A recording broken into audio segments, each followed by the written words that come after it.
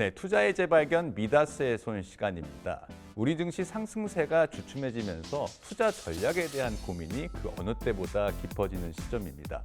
이런 가운데 개인보다 매번 초과 수익을 내는 외국인 투자자 전략을 추종하는 상품이 나와서 눈길을 끌고 있는데요. 바로 한번 들어보시죠.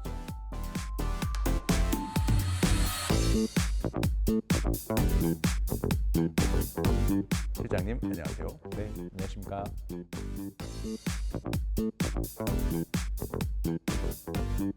이번에 상장한 K글로벌 수급상위 ETF 상품에 대해서 소개를 부탁드립니다. 네, K글로벌 수급상위 ETF는 국내 시장을 주도하는 외국인 투자자들의 수급 상위 종목을 골라서 투자하는 ETF인데요. 외국인 투자자들은 국내 시장의 중요한 수급 주체이면서 시장 트렌드를 만들고 주도주를 만드는 큰 기관이라고 좀 보셔도 될 것 같습니다. 그래서 한국 시장에서 항상 우위의 성과를 내는 외국인들을 추종하는 ETF를 최초로 낸 상품이라고 보시면 될 것 같습니다. 개인 대비해서도 수익률이 실제로 많이 발생하는지도 궁금합니다. 외국인들은 일희일비하지 않습니다. 그렇기 때문에 단기적인 뉴스나 어떤 시장의 단기적인 모멘텀의 변화에 의해서 어떤 기업을 사고 팔고 하는 것보다는 장기적으로 그 기업에 대한 투자를 분석하고 조금 중장기적으로 투자하는 게 이제 가장 큰 특징이 있고, 투자를 하는 방법론으로 들어가서는 우량주에 대해서 많이 투자하게 되는 부분들이 있습니다. 이렇게 투자한 결과값이 어떠냐라는 부분들이 이제 되게 궁금하실 것 같은데, 상위 10개 종목을 외국인들이 투자한 걸로 이제 스코어링을 해봤을 때 2014년도부터 15년도까지 연평균 수익률이 78%에 달합니다. 반면에 이제 동일 기간 동안에 개인 투자자들이 투자한 순매수 상위 10개 기업들은 마이너스 2.8% 정도를 기록을 하고 있어서 이 간극이 상당히 큰 부분들이 있고요. 그 다음에 10년 동안 외국인 투자자들이 투자했던 상위 10개 종목은 그 총합으로 봤을 때 단 한 번도 손실을 발생한 적이 없고요.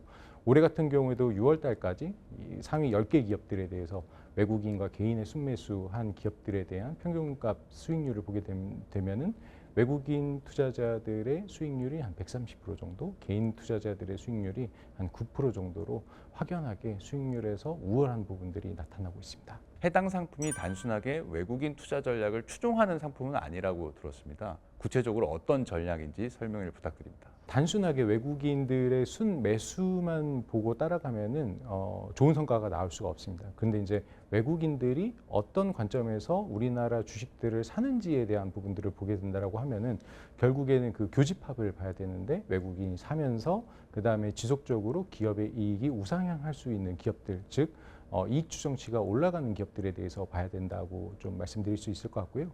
그래서 그 본 펀드에서의 전략은 구체적으로 KLX 300, 즉 시가총액이 높은 기업들에 대해서 우량주들을 먼저 투자 유니버스로 가져가고, 그 다음에 기업의 이익이 우상향하는 그 기업들에 대해서 저희가 다시 한번 필터링을 하고, 그 중에서 다시 한번 외국인 순매수가 많은 1개월치 외국인 순매수가 많은 기업들, 그 다음에 3개월치 외국인 순매수가 많은 기업들에 대해서 다시 한번 필터링을 해서 펀드의 종목을 구성하게 됩니다. 현재는 저희가 이제 포트폴리오 리밸런싱이 한 달 주기로 일어나기 때문에 다음 달에도 좀 바뀔 수 있는 부분들이 있지만은, 현재는 두산, 그다음에 화장품 업종들, 그다음에 HD 현대인프라코어 같은 이런 기업들이 이제 포진이 되어 있고요.